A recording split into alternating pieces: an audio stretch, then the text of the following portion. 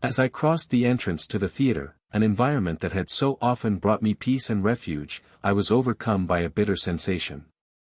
That night was supposed to be a break from the routine, a chance to lose myself in some play and forget the weight of the day. But fate, cruel and ironic, had already drawn another plot for me. In the middle of the crowd, familiar faces mingled, laughter filled the air, and that's when I saw it. She was there, next to another man. My heart plummeted, each beat turning into a drum of growing pain. She, my wife, so serene, laughing as if the world belonged to her, wrapped in the arm of a stranger. I could have backed away, pretended my eyes deceived me. But instead I moved forward, each step bringing a bitter revelation that drowned me in the worst of feelings, betrayal. His face transformed as soon as he saw me, and his expression, which had previously been one of happiness beside him, overflowed into despair. She began to mumble justifications, as if words could clear up what I already knew. "It's not what you think," she whispered, her face tinged with panic. But I knew. I knew everything. We spent weeks living with suspicion, catching whispers in the silence of cold nights, feeling the weight of secrets in the air. Every time I looked at her, something was wrong, a subtle distancing that turned love into gnawing doubt. I wondered if everything we built together had just been a theater, a play where I played the fool while she lived two lives. Now, there, in that room full of people and lights, I stared at her as if she were a stranger. In a rush of anger and hurt, I met each word with silence, watching his despair grow. The man next to her, lost and not knowing how to react, just held her tighter, without understanding that the more he supported her, the more he made me realize how far away she was from me. I didn't need to ask anything, she knew that the secret she had tried to hide for so long was crumbling, piece by piece, before me. The night became a haze of memories and silent accusations. As she tried to hold me back, I pulled away, and each time she mumbled hurried apologies, the certainty in my chest grew. I knew it wasn't just any betrayal. The feeling of being the last to know, of being deceived within my own life, suffocated me. It was as if I had been ripped from my own story and now watched helplessly as a new chapter was being written without my consent. That night, as I walked the cold streets trying to figure out what to do with what I had discovered, I wondered when it all started. Was it recent, or was there something much deeper and darker lurking beneath the surface?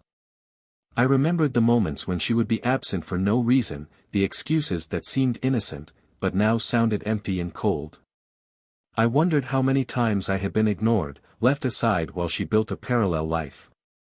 And the more I thought, the more the anger mixed with the pain, creating a storm that I couldn't control. The confrontation did not stop there. I needed answers, I needed to dig for the truth. But she, desperate, avoided my looks, avoided the questions, as if she believed that silence could erase what I had seen. Her lover, as uncomfortable as she was, finally pulled away, and there, in the emptiness of our home, where the walls seemed to hear each silent accusation, we faced each other. The expression on his face told me more than any words. There was guilt, regret, but also something else, something I still couldn't decipher. Amid the fragmented discussions, tears and murmurs, one word caught my attention. "Appointments," she blurted out, as she tried to justify her absences. My heart accelerated. "Consultations." She had never mentioned any treatment or consultation, any reason for going out so often. I pressed, demanding answers, but she backed away, changing the subject, trying to make me forget. It was then that I decided to act on my own. Without her knowing, I searched for clues, tracked every move, every excuse she had made. And then, amidst the files and records, I found something that paralyzed me. It wasn't an ordinary doctor's appointment, and the man next to her wasn't just a lover. There was something much bigger hidden there. They attended therapy together, therapy to deal with the weight of a secret that I still didn't know, but that was clearly rooted in the center of our lives, like a time bomb ready to explode. Each appointment, each meeting at that clinic was a piece of a bigger puzzle. I realized now that I had been excluded from an important part of our own story, and the anger that had once been directed only toward betrayal now turned to hatred toward the mystery they both shared. As I sifted through the records, a question began to gnaw at my mind: what were they trying to cure without me? The answers were closer than I imagined, and each discovery increased the tension between us. She knew I was getting close to the truth, and I saw the desperation in her eyes grow. Every day, her attempt to reach out and mend our relationship seemed more forced, as if she knew her time was running out, that the secret was on the verge of being revealed. But what else could there be? What secret did they share that required consultation and care that I had never known about? The betrayal was now mixed with something more, something I still couldn't name, but which had the weight of a confession she was afraid to make. Something that went beyond a simple case. Welcome to the channel. Here, we do not tolerate betrayal in any form. Our stories are fictional, but the moral is clear: betrayal corrodes relationships, destroys lives, and leaves marks that never fade. Get ready for an intense narrative full of twists and turns, where the consequences of infidelity are exposed in a raw and real way. Sit back and enjoy, because this story will surprise you. Happy listening. In the heart of New York, where the rhythm of the city gives no respite and the days seem to drag on in a constant frenzy, lived David and Helen Fisher. They formed that type of couple that, in the eyes of their friends and family, represented stability, success, and true love. David, a man with a striking presence and deep gaze, was a successful businessman, partner in a technology company. He always believed that success was measured in dedication, something he applied both in his career and in his marriage. Helen, in turn, was an elegant woman, with an easy smile and charming posture. A visual artist, she had a studio at home, where she spent hours surrounded by canvases, brushes, and memories. Together, they built a solid and comfortable life. They lived in a spacious apartment on the Upper East Side, with large windows that caught the morning sun, bringing a bit of calm to the urban chaos. In the early years, the two shared the same energy and desire to conquer the world. David, ambitious, worked late to expand his company and give Helen the life he believed she deserved. Helen, with her artistic soul and generous heart, supported each of her husband's dreams, often sacrificing her own to see him prosper. That was the tacit agreement between them, and for a long time, it seemed enough. But as the years went by, priorities began to change. David's work absorbed him more than he would like to admit. Endless meetings, business dinners, and emergency trips to different parts of the country have become routine.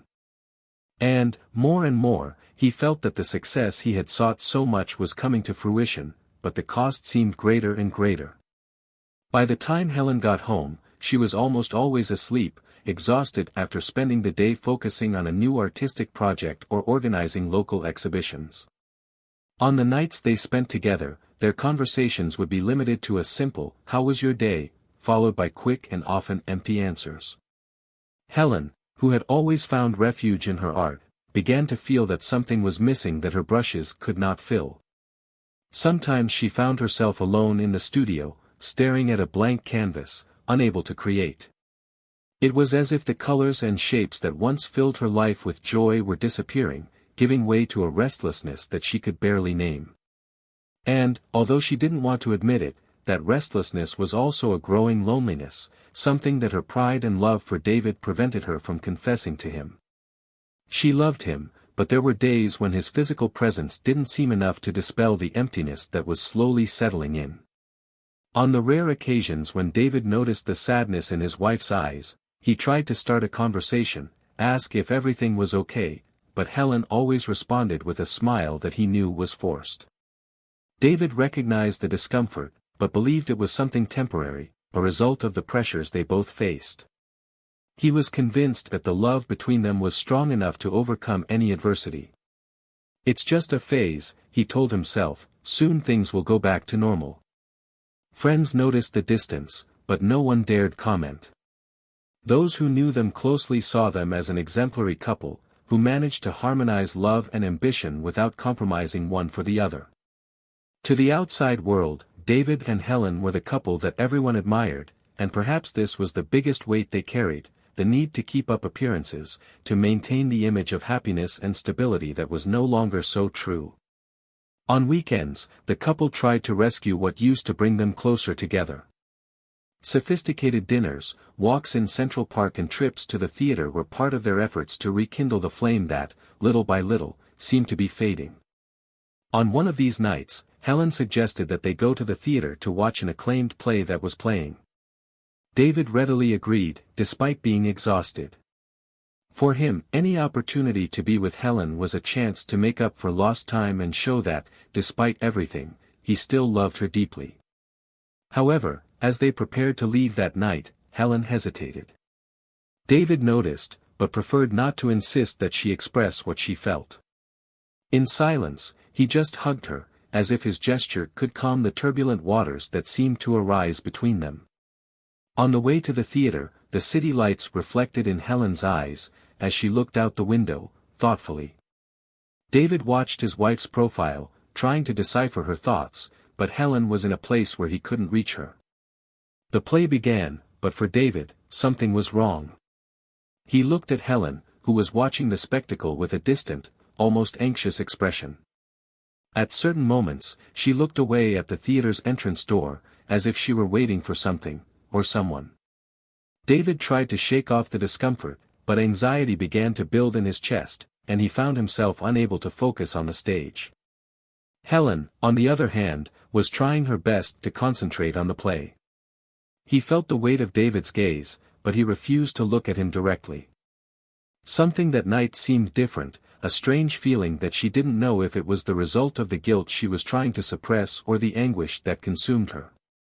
But every time she thought about turning around and meeting David's eyes, something stopped her. As if the intensity of that look was capable of revealing every secret she tried to hide. At the end of the play, the couple left in silence, walking side by side, but distant in thoughts. David suggested dinner at a nearby restaurant, but Helen politely declined, claiming to be tired.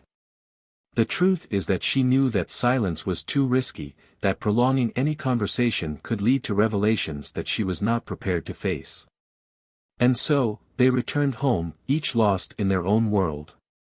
During the following nights, the distance between them intensified. David realized that something had changed, that the little routines that previously held the relationship together were fragmenting. Conversations diminished, complicit glances became rare and gestures of affection almost non-existent. Helen spent more time in the studio, and David, immersed in work, accepted more and more night commitments, perhaps to avoid facing reality. Still, he never stopped trying. In a desperate attempt to reconnect with Helen, David planned a trip for the two of them, an escape to a place they had always dreamed of visiting. When he shared the idea, Helen reacted with a hesitant smile, as if the proposal were both sweet and painful. She thanked him, but said that perhaps it would be better to postpone, as she was committed to a new exhibition and needed to dedicate herself. The disappointment on David's face was evident, but he covered it up, convincing himself that she needed this time to herself. With each passing day, the tension between them increased, creating an invisible but impenetrable barrier. David silently tried to convince himself that their love was strong enough to overcome that dark period. Helen, in turn, felt torn between the desire to be honest about her feelings and the fear of hurting a man who, despite everything, she knew she still loved. Meanwhile, days turned into weeks, and what was once a temporary disconnect became an abyss. David felt that something was slipping away from him, as if he were trying to hold sand in his hands, watching each grain flow without being able to do anything to stop it. And Helen, who until then thought she could live with her doubts and uncertainties, began to question whether that marriage, once so solid, could still be rescued. The introduction of this story of love and doubts brought a silent anguish to the Fisher couple, which infiltrated every small gesture, every unspoken conversation and every touch that didn't happen. The pieces seemed to be laid out on a table, ready to form a puzzle that neither of them wanted to face. After all, they were about to discover that, no matter how hard they tried to ignore the cracks, some truths are like shadows, impossible to avoid and painful to confront. The distance between David and Helen grew almost invisible, but constantly, like a dense fog that surrounded them both without them being fully aware of it. In the weeks following the night at the theater, David noticed that Helen seemed increasingly distant. There was an absent lightness in his eyes, an emptiness that he, even without understanding the depth, could feel. The days seemed to flow one after another, and the small moments of connection they used to share were now lost in automatic gestures and brief responses. David tried to fill the void in his work routine by accepting additional meetings and commitments, but each night he came home and saw Helen hunched over her screens, with a thick silence between them, he felt a weight he couldn't name. In one of the rare moments of complicity, David tried to confront the situation carefully. While they were having dinner together, he started a conversation about their past travels, places they had explored together and where they had made important memories. Helen listened with a distant smile, as if her mind were far away, wandering through a reality he was unaware of. Upon realizing that she wasn't fully present, David commented, almost unpretentiously, that he missed those moments and that, perhaps, they could plan something to renew what they shared. But Helen looked away, muttering something about her busy schedule and needing to focus on her art. Helen's silent rejection left David at a loss. He wondered what they had done wrong, where they had lost their way. His mind wandered, trying to find justifications, convincing himself that the problem lay in his constant absences or in the responsibilities that had taken him away from her. And yet, he knew there was something more. At night, as he watched Helen fall asleep next to him, he felt a poignant longing for who she used to be, how she looked at him, how their love seemed invincible. As the weeks went by, Helen began to spend more and more time outside the house. He claimed that he was participating in cultural events, dinners with other artists and meetings in galleries. Initially, David struggled to support his independence and freedom, trying to shake off any feelings of discomfort. But as the departures became more frequent and Helen's justifications less detailed, an uneasiness began to grow within him. David found himself looking at the clock, calculating how long she was gone and waiting for her to return. He didn't want to admit it, but fear and distrust had settled in his heart. One Friday night, Helen went out for a supposed dinner with a fellow artist who, she said, was helping her with the details of an exhibition. David, tired of the distrust that tormented him, decided to go to the same restaurant that Helen had mentioned she would be at.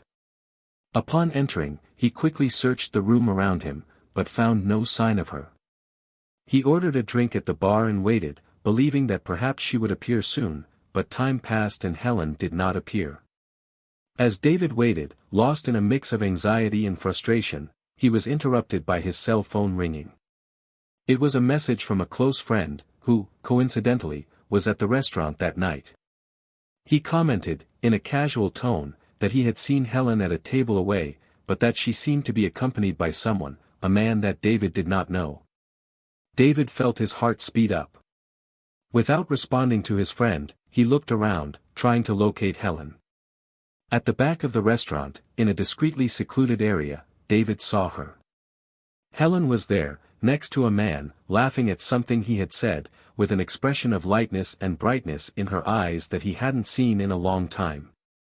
The scene seemed to flow in slow motion. He watched as she touched the man's hand in a subtle, almost imperceptible way, but to David it conveyed a devastating intimacy. The man leaned toward her, and Helen laughed, lowering her head in a gesture that David recognized, a gesture she used to make with him in the early years of their relationship, when they were laughing together about something secret and special. The ground seemed to disappear beneath his feet. David felt his stomach drop and the blood pulse in his temples. He wanted to scream, wanted to go up to them and confront them, but something stopped him. Instead, he stood still, looking from afar, observing every detail of that interaction that, in some way, crumbled everything he believed to be real. Not knowing how to react, David left the restaurant, walking through the lit streets, but feeling plunged into intense darkness. The scenes of Helen next to that man replayed in his mind, like a movie he couldn't turn off. Everything seemed so clear now. The frequent absences, the evasive answers, the distancing, everything pointed to a truth he feared to face.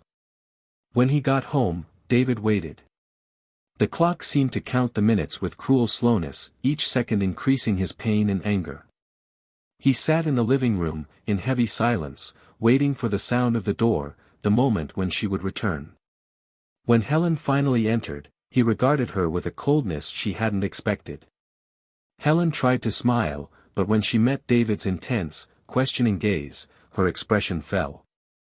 "How was dinner?" he asked, his tone calm but filled with a noticeable tension. Helen hesitated for a moment, trying to hide her discomfort, but then answered vaguely, without going into details. David then casually mentioned the name of the restaurant she was supposedly at and stared at her, waiting for a reaction. She froze. For a brief moment, Helen seemed to fight a wave of emotions, but she soon regained control and continued with her facade.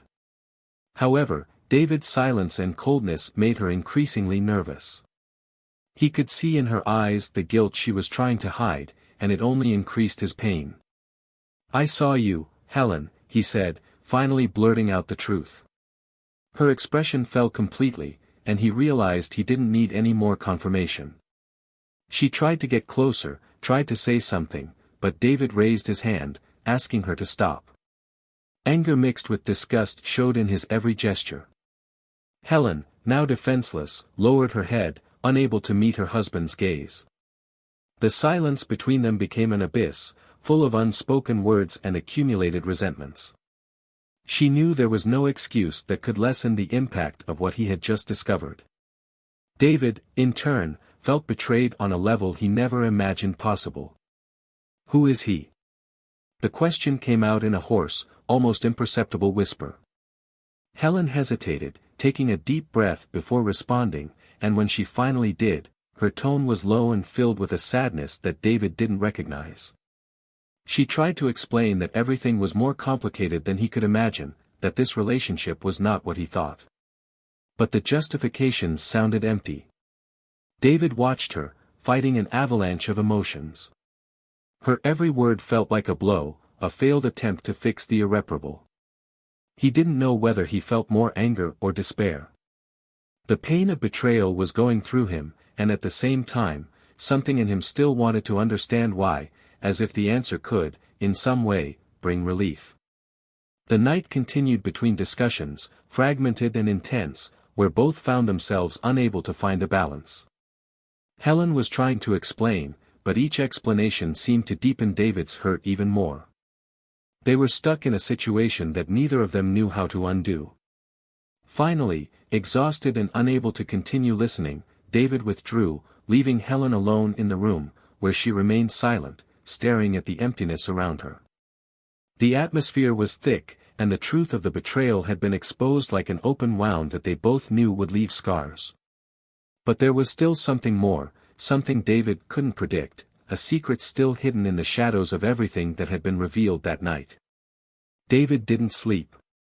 The revelation of Helen's betrayal swirled in his mind like an endless nightmare, but what bothered him most was the feeling that it was just the tip of an iceberg.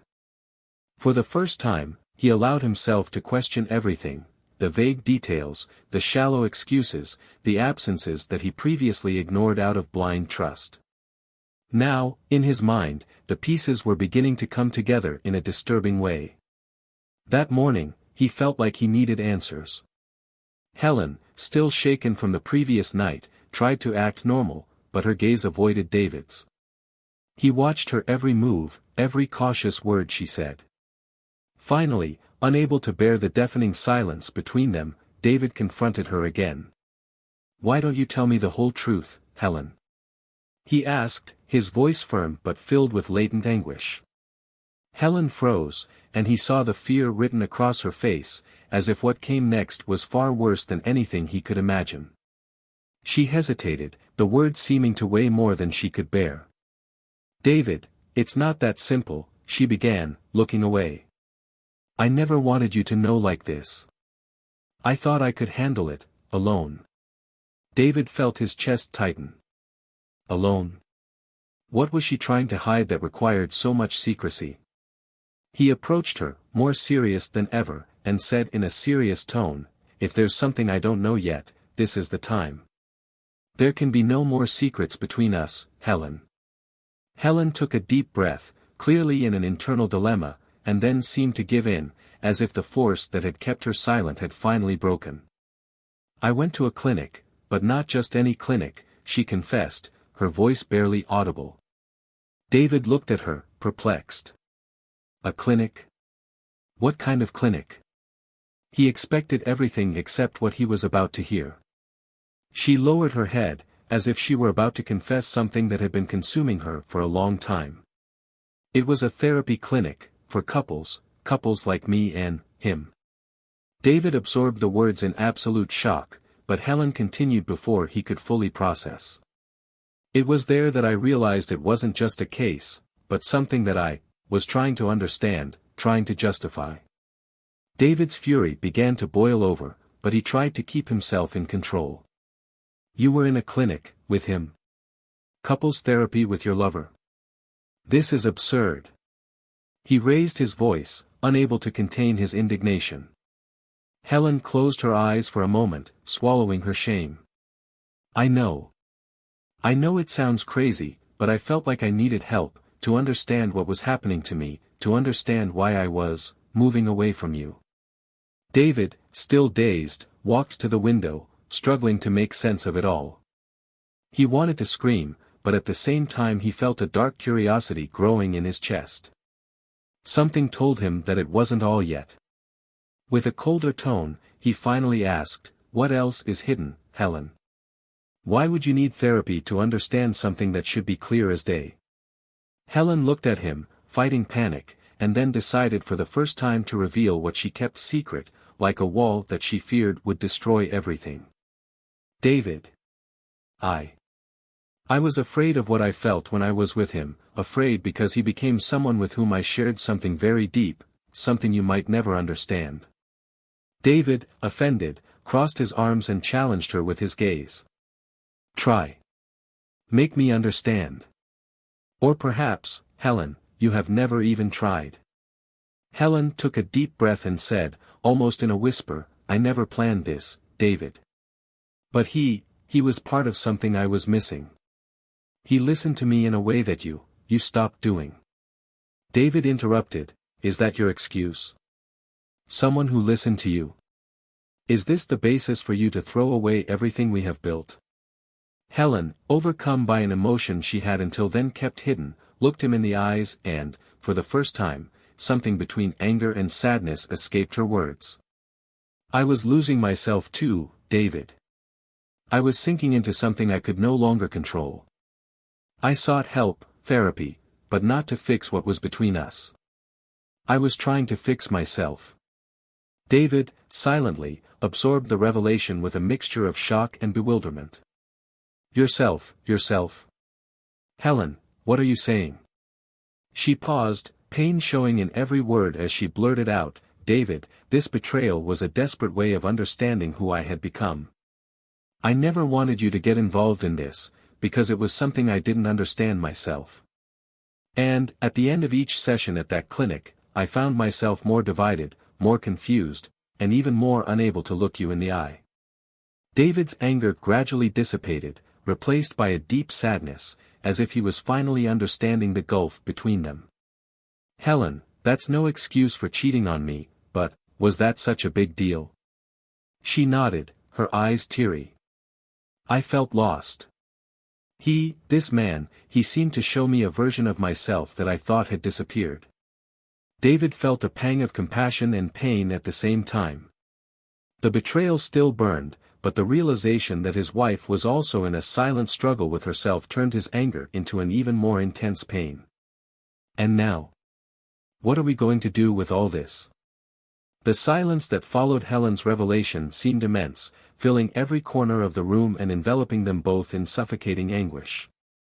David stared at her, trying to absorb the words she had said, fighting against the desire to explode and, at the same time, against the sudden wave of compassion that was beginning to emerge, painfully, in his heart. The initial fury still bubbled through his veins, but something about Helen's vulnerability disarmed him. He saw in her, behind the mistake that had destroyed him, a lost woman, someone who, somehow, seemed as devastated as he himself. Still, the weight of betrayal continued to pierce his chest, generating an internal conflict that he didn't know how to resolve. Helen, feeling exposed in a way she had never imagined, tried to explain herself again, with desperate calm. She looked at David with teary eyes, her voice softer, almost apologetic. "I know it's late, but I needed you to know. I needed you to understand that it wasn't about him. I was in a dark place, David, a place where I lost who I was, and maybe even who you were to me. You, who were always so focused, so sure of everything, and I felt invisible." Helen's words hit him like little cuts. He remembered the recent past, the lonely nights, the distance that had come between them without warning. But he also remembered how he had tried, his efforts to rekindle the connection that seemed to be fading. The realization that perhaps he too had failed made him question his own actions, but admitting it seemed unacceptable. "Are you saying it's my fault?" he asked, with a bitterness that escaped almost involuntarily. "That I pushed you into this?" Helen shook her head, distressed, but David continued, pain spilling over into his words. "I could accept anything, Helen, except knowing that you took it so far as to share therapy, such an intimate space, with another person. This is the kind of place that should be reserved just for us." Helen watched him with her chest tight, not knowing how to respond. She knew that anything she said would be insufficient to ease the weight of David's pain, but still, she needed to defend herself. "I sought help because I was lost, because I needed answers. I wanted to understand why I couldn't be happy, why I didn't feel like our life was enough. And he showed up as a way to see what I was missing. I don't want to justify it, David, I just want you to know that I was hurting too." The moral dilemma facing David was overwhelming. Should he forgive? Should he accept that his wife, someone with whom he had shared years of life, had made a mistake in trying to find answers to her own suffering? Or should he move on, leaving behind someone who seemed as fragile as him? The answers weren't coming, and he felt trapped in a spiral of resentment, sadness and compassion. The days that followed were heavy and full of uncertainty. Helen and David tried to maintain a routine, almost as if the revelation had not occurred, but they both knew that this was an empty effort, a frustrated attempt to escape the pain. The few times they spoke, the words were measured, fearful, as if the slightest slip could bring out all the anger and hurt they were trying to suppress. David, still in the midst of this turmoil, decided to seek answers on his own. He began seeing the same therapist that Helen and her lover had visited. For him, that was the only way to try to understand what had happened, how Helen had reached a point where she was looking for in someone else what he thought was exclusive to them both. The therapist attentively listened to David's complaints and suffering, and throughout the sessions, he began to realize that the problems they faced were more complex than the simple question of loyalty. In one of these sessions, the therapist suggested that David bring Helen in for a conversation, something that would bring them honestly face to face with their wounds. Despite being reluctant, David knew that perhaps this was the only way to resolve the dilemma that tormented him so much. He invited Helen to a joint session, and when she accepted, he realized that they both, in a way, still wanted to find a way out. On the appointed day, they sat facing each other, and the therapist encouraged them both to speak freely, without interruptions. Helen, visibly nervous, began to speak first. "David, I don't know how to ask you for forgiveness for everything. But I want you to know that I still love you. I lost myself, yes, but now I see how our lives were built on something we both neglected. And that's not an excuse, it's an attempt to be honest." David listened silently, absorbing every word. When it was his turn to speak, he let out the pain he had been holding back. "You have no idea what it's like to look at someone you love and realize that they shared what we have with someone else. I try to understand, I try to accept that there is more than this betrayal, but it's like something has died inside me. I want to forgive, but I feel like we will never be the same again." They were silent, and the therapist intervened, asking if there was anything they wanted to build on from that point. Helen took a deep breath, and with a sincerity that had been lacking until then, she replied, I don't expect everything to go back to the way it was. But if there's still a chance for us to understand each other, even if it's just to rediscover who we are, I want to try. But only if you want, David. David looked at her, sensing the honesty in her words but still hesitant. He found himself torn between the desire to find a new beginning and the fear that the scars were too deep to heal. Finally, with a weight that reflected all the uncertainty and pain he carried, he replied, maybe I need time to understand what it means to forgive, and maybe, who knows, discover a way to rebuild something between us, even if we don't be what it was before. The session ended with an air of timid hope, a possibility that, although fragile, was enough to sustain them both on the threshold between the end and the beginning. They left the office in silence, but, for the first time in a long time, the silence between them was not one of indifference, but of reflection.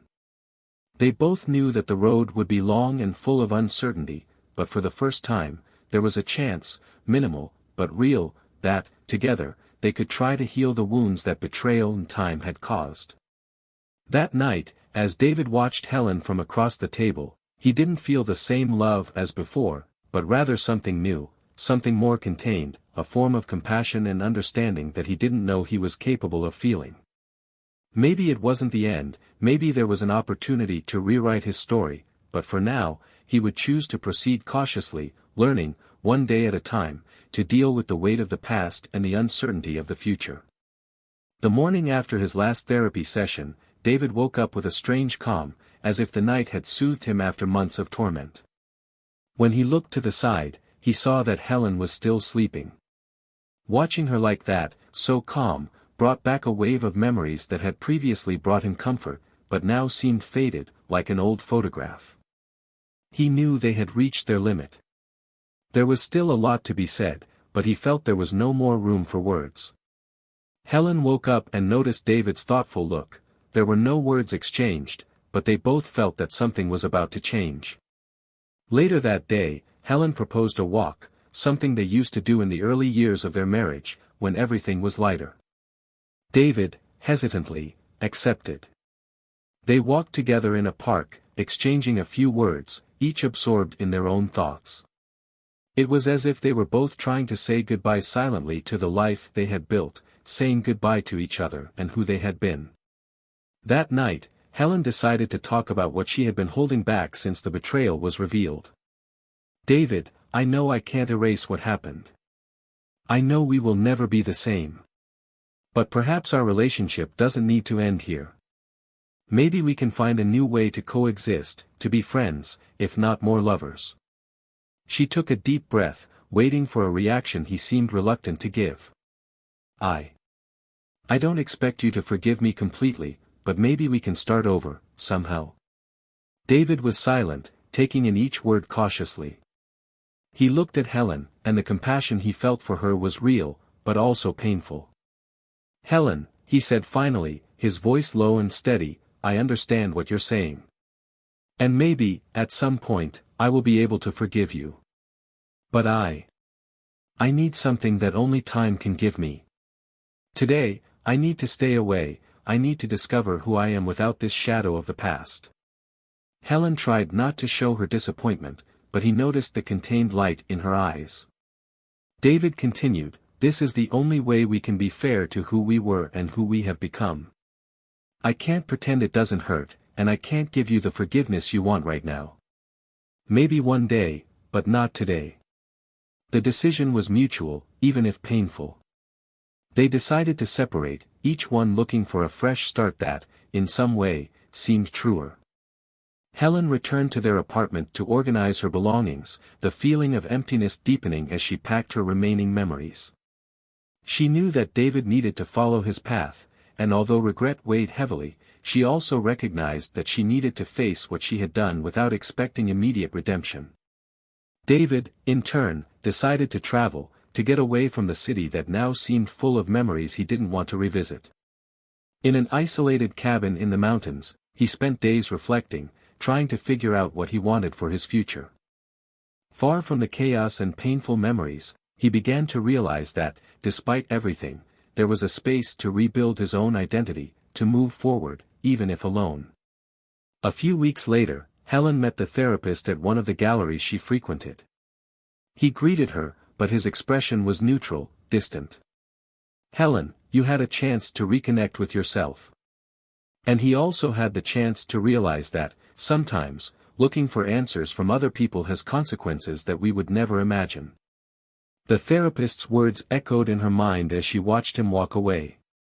Helen understood that she needed to finally free herself from all the guilt, but also from the cycles that led her to betrayal and the need to look for something outside of herself. At the end of that year, David and Helen met one last time to sign the divorce papers. There was no exchange of accusations, no rancor, just a melancholy respect, a recognition that they had both, in some way, contributed to that end, and that, however painful it was, going their separate ways was the most honest thing they could do. One for the other. David, on his journey of self-discovery, has found a new peace, an inner balance that he never imagined he would achieve without Helen by his side. He rebuilt his life with a renewed sense of dignity and strength, valuing every lesson that experience had brought him. He learned that, no matter how painful the betrayal was, true forgiveness, what allowed him to move forward without bitterness, was in freeing himself from the weight of expectations and seeking his own happiness. Helen, for her part, has also come a long way. He launched a new exhibition, where his works were marked by an intensity never seen before, a reflection of the healing process he was experiencing. She finally discovered that the fulfillment she sought would never come from someone else, but from accepting who she was, with all her flaws and regrets. She learned that the freedom and self-love she had always sought were within her all along, waiting for her to have the courage to confront her choices and move forward. And so, with separate destinies, David and Helen found what they needed, not reconciliation with each other, but reconciliation with themselves. Did you like this story? Leave your comment below and share your opinion about the characters and the choices they made. Take the opportunity to subscribe to the channel, where we explore deep stories full of twists and turns. Remember, here, we do not support any type of betrayal, but we believe in the importance of showing how choices can impact lives.